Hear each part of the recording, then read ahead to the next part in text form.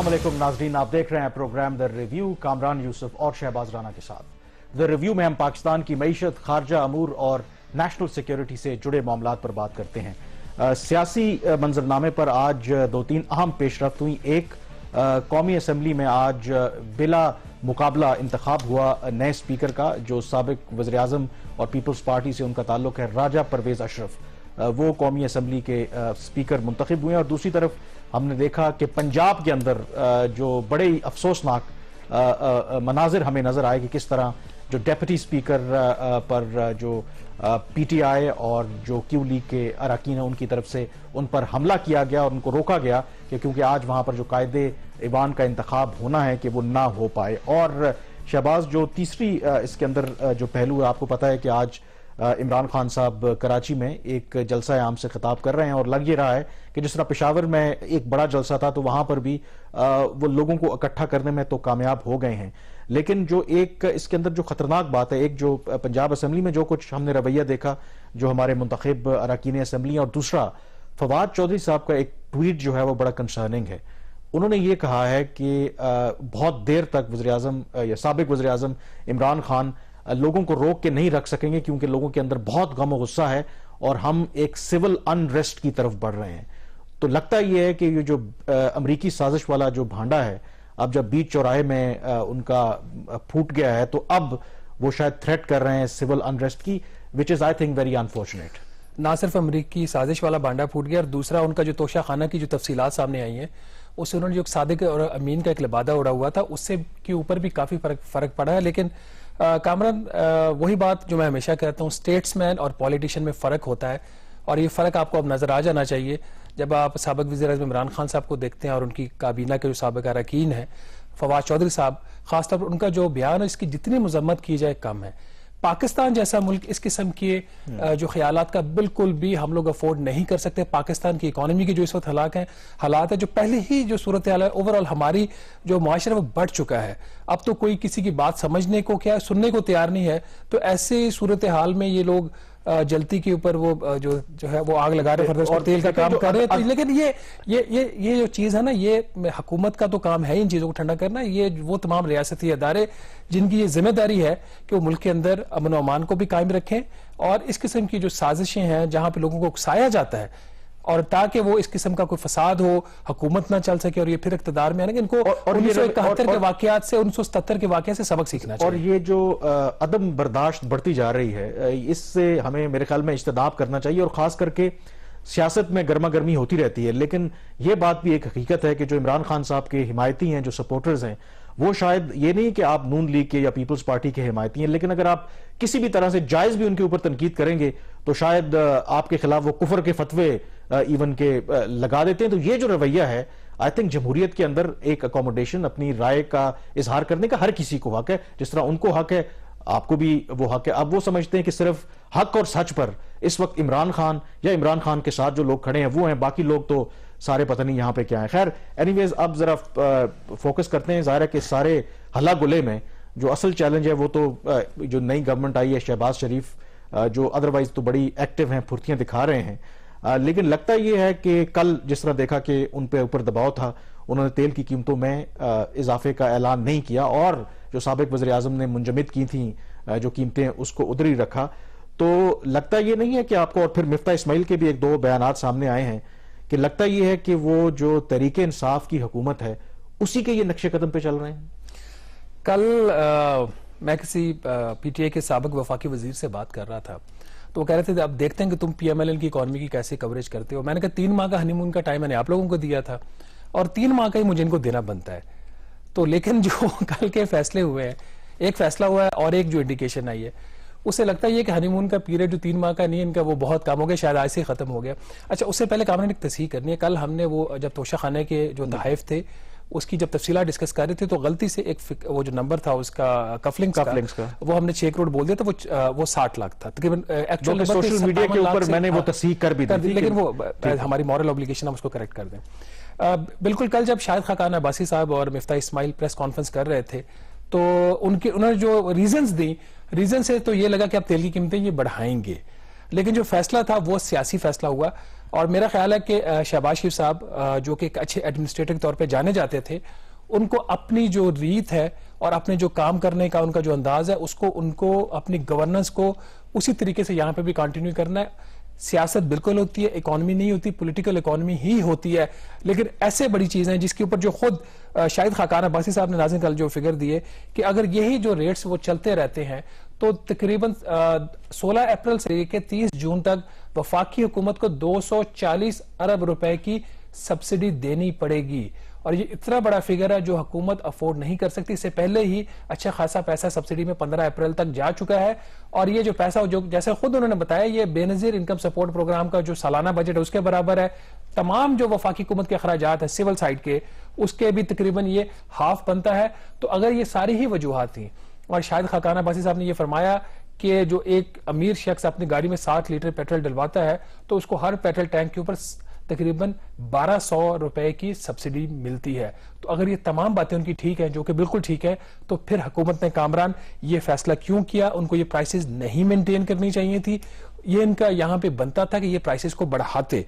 Politically difficult فیصلہ ہے, تو یہ ان کو سوچ کے اقتدار میں آنا چاہیے تھا کہ ان حالات میں اگر یہ لوگ اقتدار میں جائیں گے تو مشکل فیصلے کرنے پڑیں گے. ہاں, دو چیزیں ہو سکتی ہیں. ہم جب پی ٹی آئی کو کرٹیسائز کرتے تھے, جی پیٹرول بام کی بات ہم کرتے تھے, اس کی وجہ تھی وہ حکومت اس وقت بھی جب اتنی ہائی پرائسز تھیں تو وہ ٹیکس لے رہی تھی لوگوں سے. اب ہوا یہ ہے کہ جو سابق وزیر اعظم عمران خان صاحب نے کیا ہے, ٹیکسز تو ختم کیے کہ جیب سے سبسڈی. اب جو آج کا پیٹرول کا ریٹ ہے 21 روپے کی سبسڈی پیٹرول کے اوپر ہے اور 51 روپے کی سبسڈی ڈیزل کے اوپر ہے. کیا کوئی بھی حکومت, ایسی حکومت جو روزانہ, جو پی ٹی آئی کا ریکارڈ تھا, روزانہ 14.5 ارب روپے کا قرضہ لے رہی ہے حکومت جو پی ٹی آئی کی تھی, کیا ایسی حکومت 14.5 ارب کا قرض لے کے 2.25 ارب روپے روزانہ کی سبسڈی دے سکتی, جو سبسڈی آپ بھی لیتے ہیں, میں بھی لیتا ہوں, اور باقی سب لوگ لیتے ہیں؟ تو یہ ایک ان کو یہ بات سوچنی چاہیے. جو آپ جو بات کر رہے ہیں نا, یہ بالکل جو اگر ایک ماہر معاشیات ہے تو اس کا جو لاجک ہے تو وہ بالکل یہی ڈیمانڈ, اور یہی ڈیبیٹ کل جب یہ اوگرا نے ریکمینڈ بھی کیا تو جو اکنامک ٹیم تھی, ہماری اطلاع تو یہی ہے, تو وہ یہی کہہ رہے تھے کہ لاجک یہ ڈیمانڈ کرتا ہے کہ بے شک ہمیں کرٹیسزم آئے, ہمیں یہ پاس آن کرنا چاہیے. لیکن اگین آپ کو پتا ہے کہ پولیٹیکل ڈیسیجنز جہاں پہ ہوتے ہیں, تو شہباز شریف صاحب نے یہی کہا کہ اگر ایسے ایک موقع پر جمعہ ہمیں 4 دن ہوئے ہیں اقتدار میں آئے ہوئے, دوسری طرف عمران خان صاحب احتجاج بھی کر رہے ہیں اور اتنا ہم پہ دباؤ بھی ہے, اگر ہم قیمتیں بڑھاتے ہیں تو پھر اس کی جو پولیٹیکل کاسٹ ہے ہم وہ کیسے پے کریں گے. اور دوسرا آئی تھنک جو عام آدمی ہے وہ اس طرح کی جو اکانومی کی یہ ڈیفیکلٹ جو جارگنز ہیں یا چیزیں, وہ تو نہیں سمجھتا. وہ کہتے ہیں انہوں نے تو بڑا سمپل, اس لیے عمران خان صاحب ان کو پھنسا گئے ہیں. اگر وہ کل قیمتیں بڑھاتے تو انہوں نے سمپلی یہ کہنا تھا کہ دیکھیں آپ سے بہتر تو عمران خان صاحب تھے, وہ تو قیمتوں کو منجمد کر گئے تھے, آپ آئے ہیں, آپ نے فوراً جو ہے وہ پیٹرول بم گرا دیا ہے. تو اٹس اے ڈیفیکلٹ سچویشن. یہ بات آپ دیکھیں کہ 6 دن کے اندر شہباز شریف صاحب سے یہ چیز ایکسپیکٹ کرنا ٹھیک تھوڑا سا لگتا ہے کہ ہم جلدی ان سے ایکسپیکٹیشن کریں. لیکن ہیونگ سیڈ دیٹ, جو میرا پہلے پوائنٹ تھا, جب آپ نے اس موقع پہ اقتدار سنبھالا اور ہم یہ ساری چیزیں رپورٹ کرتے ہیں, انرجی کے جو بیٹ رپورٹرز تھے خلیق یانی صاحب, باقی لوگ رپورٹ کر رہے تھے کہ کتنی سبسڈی آ رہی ہے, آئی ایم ایف کے پروگرام کے جو مسائل تھے, اب جیسے آئی ایم ایف کے اوپر بھی ہم کہہ رہے ہیں حکومت کو جانا چاہیے, حکومت نے خود فیصلہ کیا. اچھا, اب صرف یہ ایک چیز نہیں ہے, مجھے خطرات میرے سے تھوڑے سے زیادہ ہیں. کل مفتاح اسماعیل صاحب نے ایک ٹویٹ کیا, وہ ٹویٹ آپ اپنے اسکرین پہ بھی دیکھ سکتے ہیں ناظرین. اسٹیٹ بینک آف پاکستان کا ٹیگ کر کے جو پاکستان کا مہنگا ترین شارٹ ٹرم قرضہ جو doctor Raza Baker governor state Bank of Pakistan نے لیا, اور جس کی پوری آشیرواد حاصل تھی ان کو سابق وزیر اعظم کی, ڈالر ٹرمز میں حکومت پاکستان 7% سود پہ شارٹ ٹرم میں 3 ماہ سے لے کے 12 ماہ تک قرضہ جو لے رہی تھی, اس کو انہوں نے سپورٹ کیا اور کہا کہ ہم اس کو کنٹینیو کریں گے. میرا خیال ہے اس سے بڑا ان کا پہلا غلط فیصلہ نہیں ہو سکتا. یہ اتنا مہنگا ترین قرضہ, یہ ہائیلی انسسٹینیبل, اس کے 2 نقصانات ہیں. اور میری یہ ریکویسٹ ہے ڈاکٹر ان سے, مفتاح اسماعیل صاحب سے اور وزیر اعظم صاحب سے بھی, وہ اس چیز کو خود دیکھیں کہ آپ 3 ماہ سے لے کے 12 ماہ کے لیے شارٹ ٹرم قرضہ لے لیں 7% کے اوپر, اور اس کے نقصانات کیا ہیں. ایک تو ریٹ تو آپ دے ہی رہے ہو, بجٹ کے اوپر آپ کو ہٹ آ رہی ہے, اس کے ساتھ ہی یہ اتنا ولنریبل ہے. کل اگر میں چاہوں یہ پیسے اپنے واپس لے لوں, میں صبح بھی پیسے اپنے وڈرا کر سکتا ہوں. تو اس وقت اس کا جو کوانٹم ہے تقریباً 2.5 ارب ڈالر کے ٹوٹل نیا پاکستان سرٹیفکیٹ کا قرضہ لیا جا چکا ہے اوورسیز پاکستانی سے, اور صرف 8 ماہ کے اندر جو قرضہ لیا اس حکومت نے جو سابقہ تھی وہ نمبر تھا 1.5 ارب ڈالر. اور جو اقتصادی رابطہ کمیٹی کے جو چند آخری فیصلے تھے جس میں تقریباً انہوں نے 900 ارب روپے سے زیادہ کے فیصلے کیے اپنے آخری دنوں میں, اس کے اندر ایک انہوں نے سپلیمنٹری بجٹ کی جو گرانٹ اپروو کی 135 ارب روپے کی, وہ یہ دینے کے لیے تھی, اس کے اوپر سود دینے کے لیے. تو میرا خیال ہے ڈاکٹر مفتاح اسماعیل صاحب ان کے لیے بہتر ہے کہ اپنا سٹارٹ جو وہ صحیح سمت میں لیں, یہی کام کریں گے تو یہی حال ہوگا. پی ٹی آئی کی حکومت نے اگر 3.5 سال میں 18,000 ارب روپے کے قرضے ایڈ کیے ہیں, تو اگر انہوں نے یہی حرکت کی تو یہ نمبر اس سے بھی زیادہ ہوگا اگلے 5 سال. لیکن اس کے اندر ایک ایشو ہے نا کہ آپ کو پتا ہے کہ کے کل بھی ہم نے ذکر کیا تھا, پی ٹی آئی نے دعویٰ کیا کہ وہ قومی خزانے میں جو زر مبادلہ کے ذخائر ہیں وہ کوئی 22 ارب ڈالر کے, حالانکہ حقیقت اس کے بالکل برعکس تھی. اب یہ بھی تو بہت بڑا پرابلم ہے نا, اس گورنمنٹ کے پاس جو نئی آئی ہے ڈالر تو ہے نہیں, آپ 2.5 بلین ڈالر کی بات کر رہے ہیں کہ روشن ڈیجیٹل اکاؤنٹ کی وجہ سے آئے ہیں, اور اس میں عین ممکن ہے کہ اوورسیز جو پاکستانیز ہیں ایک بہت بڑا سپورٹ بیس ہے عمران خان صاحب کا, اگر وہ پیسے وڈرا کر لیتے ہیں تو مزید کرائسس آ جائے گا. تو شاید اس گورنمنٹ کو یہ بھی خدشہ ہے کہ اسی لیے ان کو شارٹ ٹرم کے لیے سٹیٹمنٹ دینا پڑے گا. یہ بات آپ کی ٹھیک ہے, جو انویسٹمنٹس ہوئی ہیں وڈرا ہو سکتی ہیں, یہ ایک رسکی بزنس ہے, اور میرا بھی ایگزیکٹلی یہی پوائنٹ ہے کہ اگر عمران خان صاحب نے ان کی حکومت گرانی ہے اور اوورسیز پاکستانی ان کو سپورٹ کریں تو وہ ابھی آج 2.5 بلین ڈالر ہے, کل 4 ارب ڈالر کا وڈرا کر جائیں گے, کل وہ ڈیمانڈ کریں گے 7% شرح سود کم ہے, اس کو 9% کر دیں, پھر کیا کریں گے. اچھا, اس سے جو ایک ریلیٹڈ چیز ہے نا وہ ہے آپ کی مہنگائی کی. اصل ایشو ہے یہی آئی تھنک جس پہ ڈیٹرمن کرتے ہیں, جو شہباز شریف صاحب نے بھی فرمایا, اور اس سے پہلے عمران خان صاحب کا بھی ایجنڈا نمبر 1 ہوتا تھا. اب مہنگائی کی بہت ساری وجوہات کامران ڈسکس ہوتی رہی ہیں. ایک بہت بڑی وجہ تو آپ کی ایکسچینج ریٹ کا ہم کہتے رہے ہیں کہ جو 58% روپے کی قدر میں کمی ہوئی ہے پچھلے آپ کے تقریباً 3.5 پونے 4 سال میں, اس کی وجہ سے مہنگائی میں بے تحاشا اضافہ. اور جو کل شاید خاقان عباسی نے بھی کہا کہ جو بات سمجھنے کی, اور ہم اسی پلیٹ فارم سے بار بار یہ بات کہتے تھے کہ انٹرنیشنل مارکیٹ میں کروڈ آئل کی پرائس اس سے پہلے بھی $100 پہ کراس کی ہیں, لیکن آپ کی پرائس کبھی بھی 150 یا 160 روپے فی لیٹر نہیں ہوتی. وجہ کیا تھی؟ شکریہ رضا باقر صاحب, شکریہ وزیر اعظم سابق جو ہے عمران خان صاحب, کہ وہ ڈالر جو ہے وہ اٹھا کے لے گئے 190 روپے کے اوپر جاتے جاتے, اور پھر اب وہ ریورس ہونا شروع ہوا ہے, تو اس کی وجہ سے آپ کو میسو ہٹ آ رہا ہے. دوسرا ہم کہتے تھے کموڈٹی پرائس انٹرنیشنل مارکیٹ میں ہائر ہے. تیسرا ہم فیکٹر کرتے تھے کہ جو پیرشیبل آپ کی سپلائی ہوتی ہے, جو گڈز آپ کی یہاں پہ.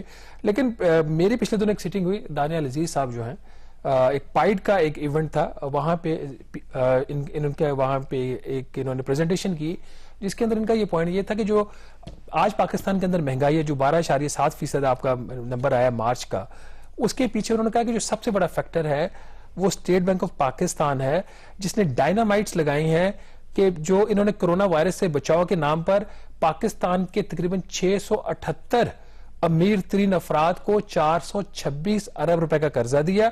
اس قرضے کو دینے کی وجہ سے جو پاکستان کی اکانومی کے ڈیمانڈ کریٹ ہوئی, پھر جو یہ شخصیات تھی انہوں نے چونکہ انہوں نے مشینری خریدنی تھی, مشینری خریدنے کے لیے یہ پیسہ دیا گیا, جو ٹرف ایک ان کی اسکیم تھی اس کے تحت, تو وہ اسے پھر ڈالر کے اوپر دباؤ, تو ایک پوری انہوں نے اس کی ایک ایکسپلینیشن تھی. میرے خیال بریک میں جاتے ہیں اور انہی سے پوچھتے ہیں, کیونکہ یہ انٹرسٹنگ پریزنٹیشن ہے. ظاہر ہے کہ مہنگائی کی وجوہات ہر کوئی ڈیفرنٹ سجیسٹ کرتا ہے. اب یہ جو انہوں نے ڈائگنوسس کیے ہیں کہ مہنگائی گزشتہ چند ماہ میں کیوں پاکستان کے اندر بڑی ہے, ایک انڈیکیشن آپ کو دی ہے شہباز صاحب نے.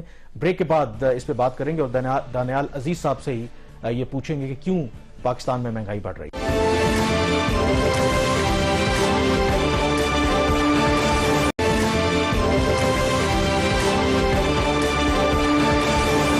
بریک کے بعد ایک دفعہ پھر آپ کو خوش آمدید کہتے ہیں. آپ کو پتا ہے کہ سب سے بڑا چیلنج جو ہے وہ پچھلی گورنمنٹ کے لیے بھی اس گورنمنٹ جو نئی آئی ہے وہ ہے کہ مہنگائی پر کس طریقے سے قابو پانا ہے, اور اس کی وجوہات جاننا بھی بہت ضروری ہے.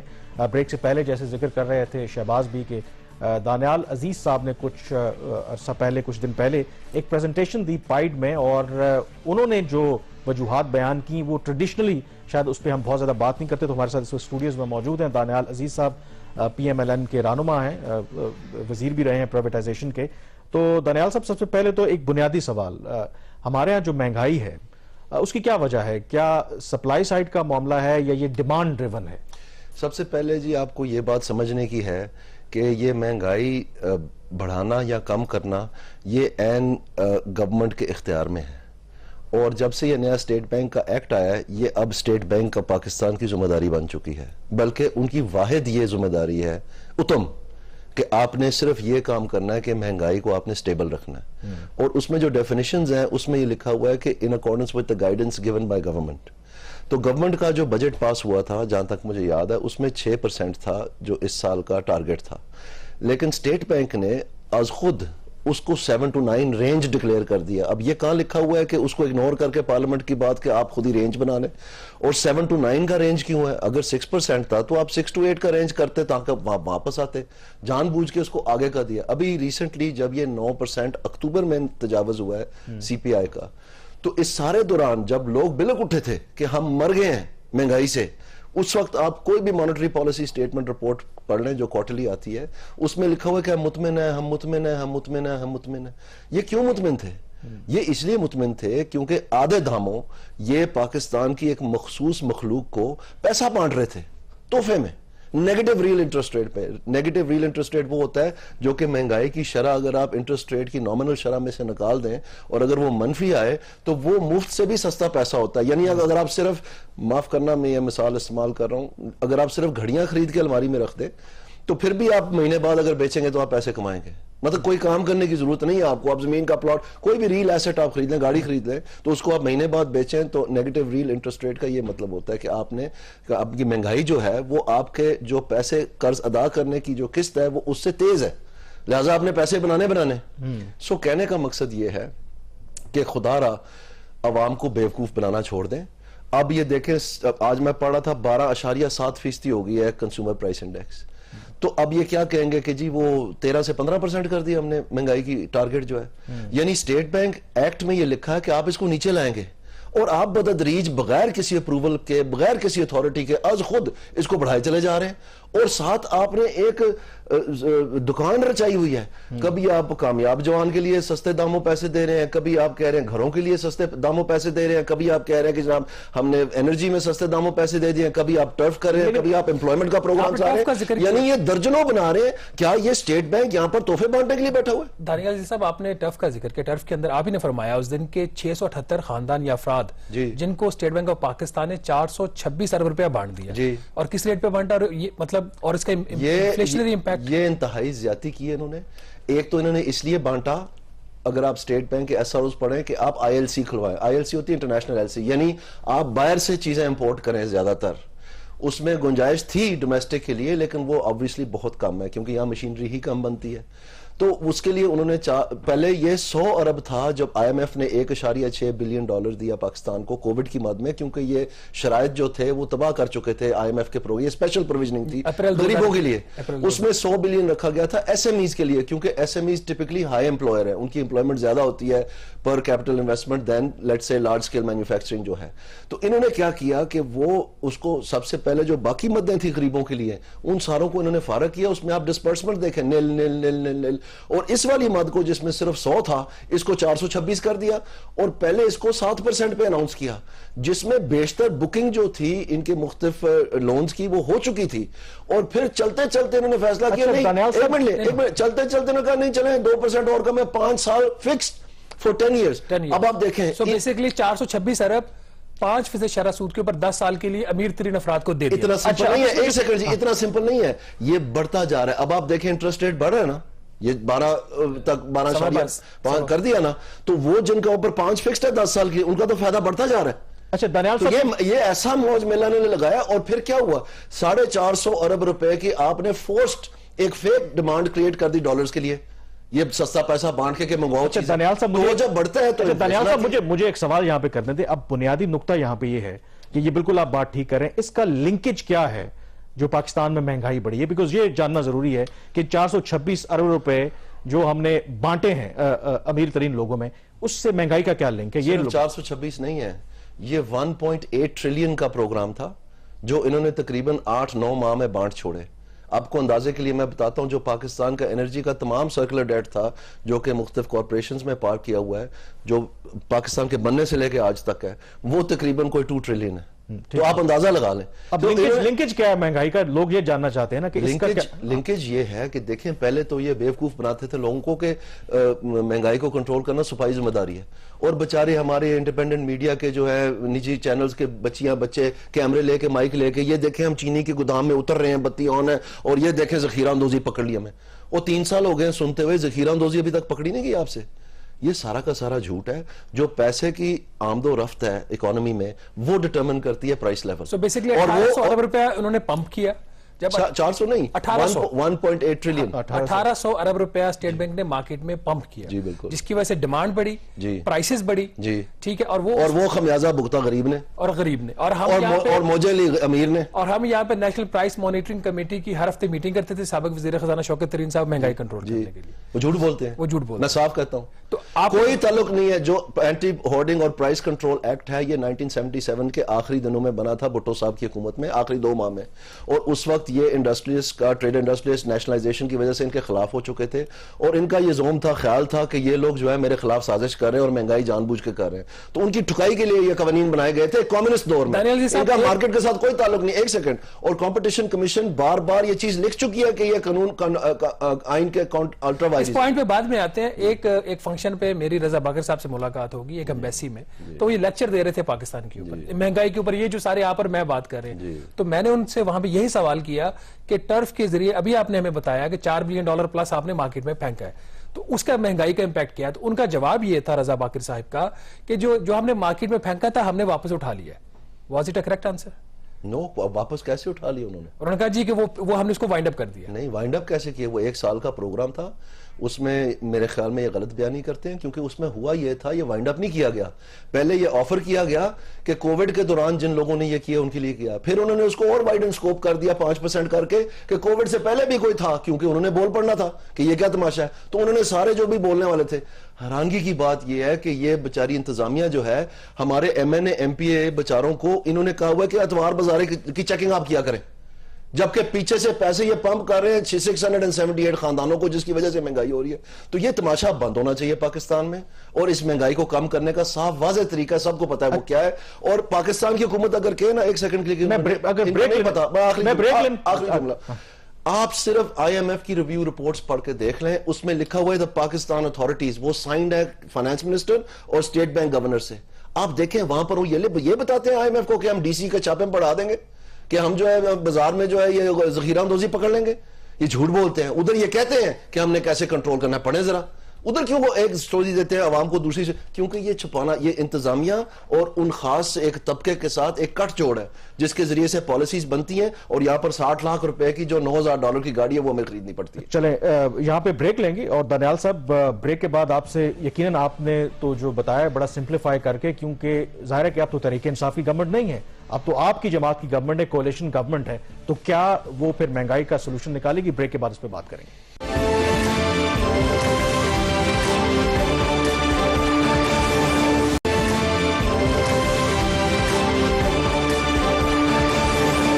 بریک کے بعد ایک دفعہ پھر آپ کو خوش آمدید کہتے ہیں. دانیال عزیز صاحب ہمارے ساتھ موجود ہیں اور مہنگائی کی وجوہات اور اب سولوشنز پہ بات کریں گے. تو آپ نے بریک سے پہلے بھی کہا کہ یہ گورنمنٹ کا اختیار ہے مہنگائی بڑھانا, مہنگائی کو کنٹرول کرنا. اب کیونکہ تحریک انصاف کی گورنمنٹ تو نہیں ہے, جو وجوہات تمام آپ نے بتائیں, اب تو پی ایم ایل این کی گورنمنٹ ہے, کولیشن گورنمنٹ ہے, تو ڈو یو تھنک کہ ہمیں اب یہ چینج نظر آئے گا؟ کیونکہ ادروائز جو وزیر اعظم شہباز شریف ہیں ان کا سٹائل بھی یہی ہے کہ چھاپے مارو, ڈی سی کو ایکٹیو کرو, میجسٹریٹ کو ایکٹیو کرو, بٹ ڈو یو تھنک کہ جو فنڈامنٹلز جو پرابلم کی آپ نے بات کی ہے اس کو آپ یہ ایڈریس کریں گے and we will C the results? 2 باتیں. ایک تو اس کے برعکس میں سمجھتا ہوں کہ وقت کے ساتھ بالکل پاکستان مسلم لیگ نون کی جو گورنمنٹ تھی وہ سمجھ گئی تھی یہ بات, اور وہ سپلائی سائڈ کے اوپر فوکس کرنا شروع کر دیا تھا. یعنی سستے بازار اور یہ تھوک کے حساب سے آئٹمز خرید کے جو بھی کچھ اس میں ڈسکاؤنٹ مل سکتی تھی وہ پاس آن کرنے کی کوشش کرتے رہے. اور اسی طرح سے بے شمار گورنمنٹس نے یوٹیلیٹی سٹورز کی بات کی ہے. لیکن یہ اب سمجھ آ جانی چاہیے کہ اوور آل جب آپ دیکھیں بڑے پیمانے میں تو یہ سولوشن نہیں ہے, یہ وقتی طور پہ ایک پیچ ورک ہے جو اصل میں چاہے آپ اس کو لنگر خانہ کہہ لیں, چاہے آپ جو مرضی کہہ لیں, یہ معاملے کا حل نہیں ہے. جو آپ نے سوال پوچھا یہ بڑا اہم ہے, میں اس پہ آنا چاہتا ہوں. ہماری گفتگو نہیں ہو سکی regarding administered prices. Administered prices وہ ہیں جو زیادہ تر انرجی کی پرائسز ہیں, جس میں گیس, بجلی, یہ ایل پی جی جو سلنڈر ہوتا ہے ہمارے دیہاتوں میں استعمال ہوتا ہے. اس میں جو سانحہ ہوا ہے وہ یہ ہے کہ جو یہ بابر صاحب کو نکالا گیا, انہوں نے ایل این جی کی ندیم بابر صاحب جو ہمارے جی میں ابھی گیس کی مد میں بات کر رہا ہوں, ایل این جی بھی گیس ہی مد میں ہے. اس سے جو ہماری سستی بجلی بنتی تھی, جو شاہد خاقان عباسی صاحب کہہ کے بچارے تھک گئے ہیں کہ میں نے آپ کو اتنے پیسے بچا کے دیے, وہ اب آپ کو نظر آ رہا ہے. یہ جو آپ کو 4 روپے 83 پیسہ کا ابھی فیول پرائس ایڈجسٹمنٹ آپ کو نظر آئی آپ کے بلوں میں, کل جو نیپرا نے اپروو کی ہے, یہ کوئی پاکستان مسلم لیگ نون کی گورنمنٹ نے نہیں بڑھایا. یہ ایک آٹومیٹک پروسیس ہے, جو فیول کے اوپر جو ایکسپینس ہوتا ہے وہ آپ ایڈجسٹ کرتے ہیں بلوں میں. اور اس میں یہ کیوں بڑھا ہے؟ کیونکہ یہ فیول آئل استعمال کر رہے ہیں, جو سب سے مہنگا آئل ہے وہ کیوں استعمال کر رہے ہیں؟ کیونکہ یہ ایل این جی نہیں منگوا سکے. اور آپ حیران ہوں گے کہ پہلی دفعہ شاید ان کی بھی کوئی تھوڑی سپائن پیدا ہوئی ہے. ایک سندھ کے جو ممبر ہیں, سندھ پروونس کے جو ممبر ہیں نیپرا کے, انہوں نے ایک نوٹ لکھا ہے اس پہ اوپر جو اختلافی نوٹ ہے, جس میں انہوں نے یہ ساری بات بتائی ہے کہ اگر ایل این جی ٹائم سے منگوائی جاتی, اگر یہ دھندا نہ کیا جاتا, فیول آئل کے ساتھ مل کے بیٹھ کے یہ مہنگی بجلی نہ بناتا ہے, کیونکہ ایک پورا مافیا ہے جو فیول آئل بیچتا ہے. اور اچھے دنوں میں جب ایل این جی ہوتی بھی ہے پھر بھی وہ سال میں دال لگا جاتے ہیں آپ کو 2-4 مہینے کا جو ہے, اتنے یہ تیز ہے. اور یہ نون کرمنلز ہیں جو یہ کام کرتے ہیں. میں کئی دفعہ نیپرا جا کے خود ریپرزنٹیشن دی ہے کہ یہ کیا تماشا ہے, اور پھر بجائے کہ ان کو فائن کرنے کے یا ان کو, یہ سارا انفارچونیٹلی جو ہے بری بات. تو یہ ایک چیز. دوسری چیز پیٹرول کی مد. اب آپ سن رہے ہیں کتنی باتیں ہیں. یہ جو 2 مدوں میں عمران خان صاحب یہ کر کے گئے تھے, یہ جان بوجھ کے ایک سستی شہرت, جملہ ختم کرنے, ایک سستی شہرت کرنے کے لیے ان کو صاف پتا تھا آئی ایم ایف کے اگریمنٹس میں کتنے پیسے لگنے تھے, کیا شوکت ترین صاحب کو یہ آخری دنوں میں انہوں نے اس لیے کیا جاتے جاتے کہ ہم ان کو جو ہے نا کسی طرح خراب کر دیں. آپ کا جو ڈائگنوسس ہے جو کہ ٹھیک ہے کہ State Bank of Pakistan is the responsible for inflation in Pakistan, تو پھر جو سولوشن ہے وہ بھی وہاں سے آنا ہے.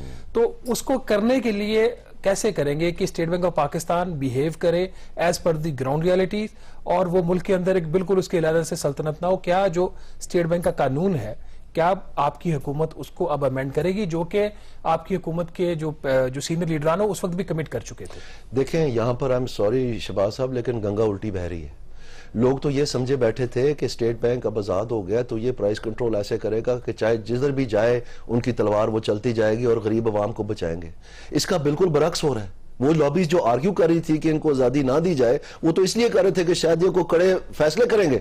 یہ تو وہاں سندھ کلب میں اور گولف کورس سے تو ماشاءاللہ ہم اترتے ہی نہیں ہیں, اور وہاں جو یاری دوستی ہیں ان کو ہم نواز رہے ہیں اور نوازتے چلے جا رہے ہیں, کوئی پوچھنے والا ہی نہیں. کیونکہ رسپانسبلٹی بھی نہیں ہے نا. اب انہوں نے 7% سے اٹھا کے 11% پلس پہ لے گئے اپنا فور کاسٹ, اور جو قانون ہے نیا جس کو آپ کی جماعت نے بھی ان وے ٹیسٹلی اس کو ہم نے نہیں, سینٹ میں جو ہوا, 1 منٹ کے لیے ہماری امینڈمنٹس ریکارڈ پہ ہیں. آپ کے 2 ممبران allow me to introduce you to those concepts. ہماری امینڈمنٹس ریکارڈ پہ ہیں. ایک امینڈمنٹ جو دی گئی تھی پرائیویٹ ممبر سے وہ یہ تھی کہ آپ مہنگائی کو کنٹرول کرنے کا ایکٹ بنا رہے ہیں, اور اس میں مہنگائی کی جو شرح کا طریقہ کار ہے وہ آپ نے بتایا ہی نہیں, اور مس کرنے کا بھی کوئی پنشمنٹ ہی نہیں. 1 منٹ کے لیے. اور دوسری بات یہ ہے کہ جب آپ تجاوز کر جاتے ہیں گائیڈنس سے تو اس میں واپس آنے میں آپ کتنی دیر لگائیں گے؟ 10 سال لگا دیں گے, یا ہم چلتے چلے جائیں گے کہ بڑھتا جائے تو خیر ہے کوئی نہیں. نہ اس میں ہر ایکٹ میں افینسز ہوتے ہیں تقریباً, تو اس میں افینسز ہونے چاہیے کہ بھائی اگر آپ یہ کریں گے لاتعداد دوستوں کو آپ نوازنے کے لیے پاکستان میں مہنگائی رچاتے چلے جائیں گے, جب آپ کی ذمہ داری برعکس ہے تو پھر آپ کو ہتھکڑیاں لگیں گی, پھر آپ تشریف لے جائیں گے جو بھی وہ آپ کہہ رہے ہیں governor state Bank of Pakistan کو گرفتار کرنا چاہیے اگر وہ اپنا ٹارگٹ اچیو نہیں کرتا. یہ قانون میں میں کہہ رہا ہوں کہ ہر قانون میں افینسز ہوتے ہیں, اور بیشتر افینسز جو کرمنل نوعیت کے ہیں ان میں انکارسریشن بھی سزا ہوتی ہے. اچھا آخری ہمارے پاس منٹ ہے, اب یہ بتائیں, وجوہات بھی آپ نے بتا دیں, حل بھی آپ کے پاس موجود ہیں, کیا کوئی گڈ نیوز ملے گی گورنمنٹ یہ آگے اگر چلتی ہے تو اس کو ہم دیکھیں گے کہ یہ کسی حل کی طرف جائیں گے اور لوگوں کو ریلیف ملے گا کوئی مہنگائی کی بات؟ میرے خیال میں ایک بات تو بہت اہم ہے اور یہ بار بار دہرانے کی ہے. اس کی وجہ یہ ہے کہ عمران خان صاحب نے جب وہ پہلے مرتبہ حکومت میں آئے تو اپنی ضد کے ذریعے انہوں نے کہا کہ میں نے آئی ایم ایف کے پاس نہیں جانا, تو تقریباً 10 ماہ انہوں نے ضائع کر دے یہ کہہ کے کہ ہم اپنے دوست ملکوں سے پیسے جمع کریں گے اور ہم آئی ایم ایف کے پاس نہیں جائیں گے. پیسے لیے بھی اور اڑا بھی دیے. پیسے انہوں نے اس وقت جو دعویٰ کیا تھا وہ 16 ارب کا تھا جو کہ قریباً پاکستان کو چاہیے تھا, جبکہ آئی ایم ایف کے ساتھ بات جو ہے 12.6 ارب ڈالر کی چل رہی تھی. میں بات کر رہا ہوں ستمبر کی, آپ بے شک اس کو چیک کر لیں. تو انہوں نے جب پیسے جمع کرنے شروع کیے تو ان کو چائنا سے 5% پہ, کہیں سے 3.8 یا 4% پہ, کہیں سے 5.5% پہ یہ پیسے ان کو ملے مختلف ممالک سے جمع کر کے. یہ شاید 6 کچھ ارب ڈالر بنے تھے, اور یہ صاف نظر آ گیا تھا کہ ان کو آگے اس میں چلنے کا نہیں ہے. تو پھر ان کو وہ سارے کا سارا پروگرام ردی کرنا پڑا, اپنا فنانس منسٹر نکالنا پڑا. ایک سیکنڈ وقت, میں آخری جملہ, لیکن اس میں اگر آپ دیکھیں تو وہ جو آئی ایم ایف کا قرضہ ہے وہ تو تقریباً مفت ہے. تو وہ جو قسطیں ہم دے رہے ہیں اربوں ڈالر پہ, وہ ماشاءاللہ ان کے نخروں کی وجہ سے ہم دے رہے ہیں, پوری قوم پس رہی ہے, کیونکہ ہر سال آپ کا انٹرسٹ بل بڑھ گیا, کیونکہ لاڈلا ناراض تھا کہ میں نے IMF کے پاس نہیں جانا, تو خود خوشی کا شیشہ دیکھ رہا تھا. چلیں لیٹس ہوپ اب آپ کی گورنمنٹ ہے تو یہ جو تمام خرابیاں پچھلی حکومت کر کے گئی تھی اس کا کوئی حل بھی نکلے گا. یہاں پہ بریک لیں گے اور بریک کے بعد بات کریں گے کہ جو فورن پالیسی فرنٹ پہ جو نئی گورنمنٹ کو چیلنجز درپیش ہیں اس پر بات کریں گے بریک کے بعد.